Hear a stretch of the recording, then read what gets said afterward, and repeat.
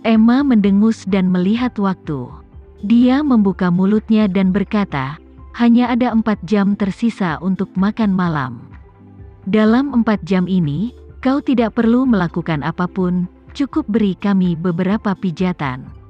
Rika mengerti bahwa di depan wanita ini dia tidak memiliki kualifikasi untuk menegosiasikan kondisi. Dan tidak ada kemungkinan untuk mendapatkan simpati. Untuk menghindari lebih banyak siksaan, dia hanya bisa menuruti kata-katanya. Tidak berani untuk tidak patuh, dia hanya bisa menggertakkan giginya dan mengangguk. Bahkan teknisi berpengalaman di salon tidak dapat mengalahkan waktu selama 4 jam berturut-turut, apalagi pemula seperti Rika. Dalam waktu setengah jam, dia sangat lelah sehingga tangannya kram dan punggungnya sakit. Tapi Emma tidak memberinya kesempatan untuk beristirahat. Sebaliknya, dia memukul dan menendangnya berulang kali karena Rika menjadi lebih lemah, dan air mata dari siksaan yang dialami Rika tidak pernah berhenti menetes. 4 jam kemudian, Rika sangat lelah sehingga dia kesakitan, serta tangan dan lengannya sangat sakit sehingga dia bahkan tidak bisa mengangkatnya. Tepat ketika dia setengah jalan memijat orang terakhir, penjaga penjara datang dan mengetuk pintu pagar, dan berteriak dengan dingin, "Bersiaplah untuk makan malam." Semua orang segera berbaris. Semua orang berdiri dan berbaris, dan Rika akhirnya berhenti. Tetapi karena dia berjongkok terlalu lama, dia bahkan tidak bisa berdiri sekarang. Pintu pagar besi terbuka, dan seorang penjaga penjara wanita melangkah maju untuk menghitung jumlah orang. Melihat Rika masih berjongkok di tanah, dia segera melangkah maju dan memarahi, 1024, segera berbaris. Jika Anda tidak memasuki antrean dalam 3 detik, Anda tidak akan makan di malam hari. Rika hanya bisa menggunakan seluruh kekuatannya sambil menangis, dia menggertakkan giginya dan bersikeras untuk berdiri, berjalan ke antrian dengan langkah yang sulit. Setelah itu, seluruh area penjara, dipimpin oleh penjaga penjara, pergi ke restoran untuk makan. Rika hanya bisa tertinggal dari kejauhan karena kakinya pegal dan mati rasa. Di jalan ini, setiap langkah yang dia ambil sangat sulit, tetapi dia hanya bisa bertahan. Penjaga penjara juga sengaja memperlambat saat ini, dan datang ke Rika, dan berbisik, 1024, apakah keluargamu kaya?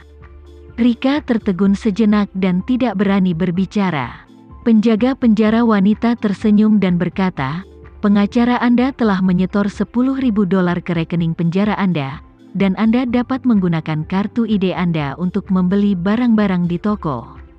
Setelah berbicara, penjaga penjara merendahkan suaranya dan berkata, ngomong-ngomong, izinkan saya memperkenalkan diri, saya Jessica. Jika Anda ingin membeli rokok, ingatlah untuk menghubungi saya, harga perbungkusnya adalah $1.000. Apa, $1.000? Rika bertanya tanpa sadar, bukankah Emma mengatakan $400? Jessica tersenyum dan berkata dengan acuh tak acuh, $400 adalah harga kemarin, dan harga hari ini adalah $1.000. Kalau mau beli, telepon saja keluargamu dan minta mereka untuk menghubungi kakakku. Kalau tidak, aku tidak bisa menjamin apa yang akan dilakukan Emma padamu di malam hari. Rika tahu bahwa tempat ini penuh dengan ular dan tikus, dan sekarang bukan waktunya untuk berdebat dengan penjaga penjara ini, jadi dia dengan cepat bertanya padanya, bisakah saya menelepon ke rumah sekarang? Oke, Jessica berkata dengan ringan. Setelah makan malam, saatnya untuk melepaskannya. Kamu bisa menggunakan kartu identitasmu untuk menelepon keluargamu saat itu. Saat dia berbicara, dia diam-diam memasukkan catatan ke tangan Rika dan merendahkan suaranya, dan berkata, ini nomor telepon kakakku. Jika Anda ingin membeli rokok, hubungi dia. Ketika dia mendengar bahwa dia bisa menelepon keluarganya, Rika sangat bersemangat sehingga dia tidak bisa berkata lebih banyak lagi. Dia tidak sabar untuk menelepon Tama sekarang, menangis dan membiarkan Tama melakukan segala kemungkinan untuk menyelamatkannya. Namun, jika dia ingin menelepon ke rumah, dia harus menunggu sampai waktu makan malam selesai dan semua orang keluar. Jadi dia hanya bisa mengikuti polisi itu ke restoran. Di restoran, dia hanya bisa memegang piring makan karena tangannya terlalu lemah, dan kemudian dengan enggan membawa piring makan ke sudut kosong. Ketika dia duduk, Emma muncul entah dari mana dan duduk di seberangnya dengan piring makan. Dan anggota partainya, yaitu tahanan lain yang baru saja menikmati layanan pijatan dari Rika, juga mengerumuni dan mengepung Rika. Rika sedikit panik dan buru-buru bertanya kepada Emma, "Apakah kamu baik-baik saja?" Emma menatapnya, tersenyum, mengangkat alisnya, dan bertanya, "Aku mendengar dari Jessica bahwa keluargamu kaya. Mereka menyetor 10,000 sekaligus di akunmu di sini?" Rika hanya bisa berkata dengan sebuah janji, "Aku, menantuku sangat berbakti. Dia yakin aku akan dirugikan di sini, jadi itu sebabnya dia meminta pengacara untuk memberikan lebih banyak uang." Emma mengangguk dan berkata sambil tersenyum, "Karena keluargamu sangat kaya, maka aku mungkin harus menyesuaikan kondisi yang kutawarkan hari ini." Rika bertanya dengan gugup, "Kamu, bagaimana kamu ingin menyesuaikan?" Emma tersenyum dan berkata, "Tidak apa-apa, tidak lebih dari mengganti 1 batang sehari menjadi 2 batang sehari. Ini seharusnya bukan masalah besar bagi keluargamu, kan?"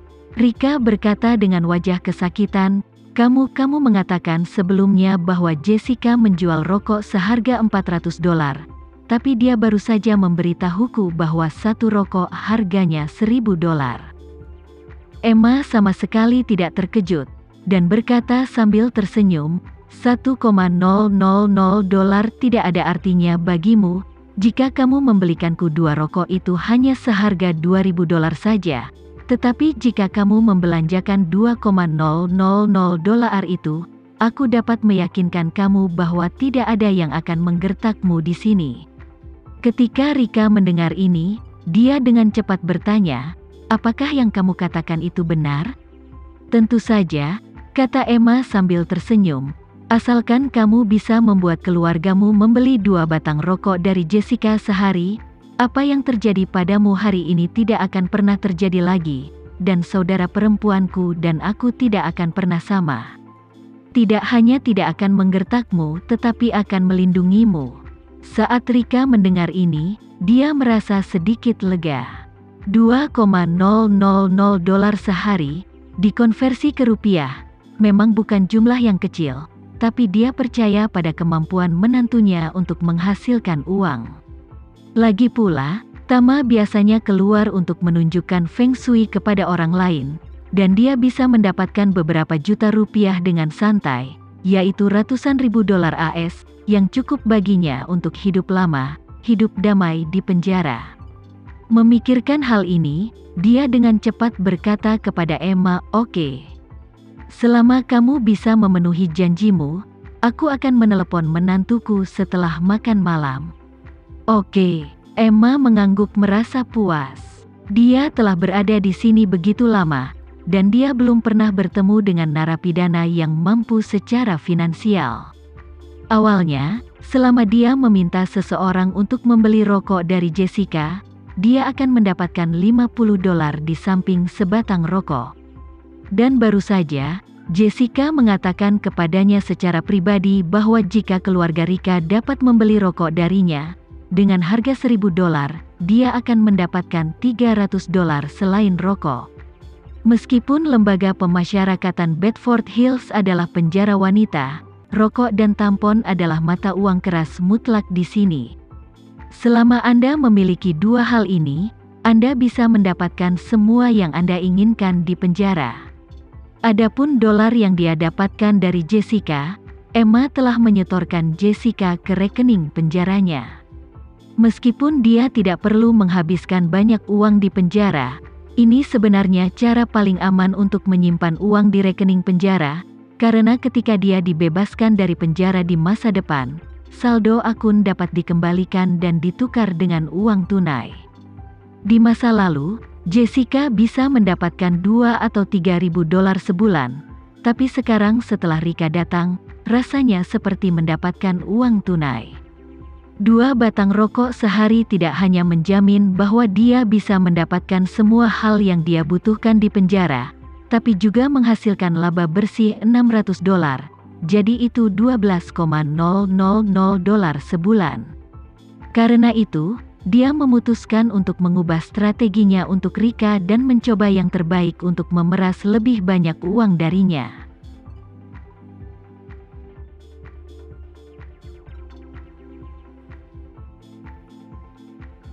Sekian dulu ya video kali ini, kita lanjutkan lagi videonya di lain waktu.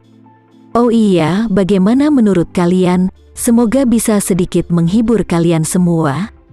Untuk teman-teman yang baru nonton, jangan lupa subscribe ya, hehehe. Dan kalau teman-teman ada yang ingin gabung langganan, bisa langsung gabung saja untuk dapat fitur yang menarik dan sedikit membantu Mimin.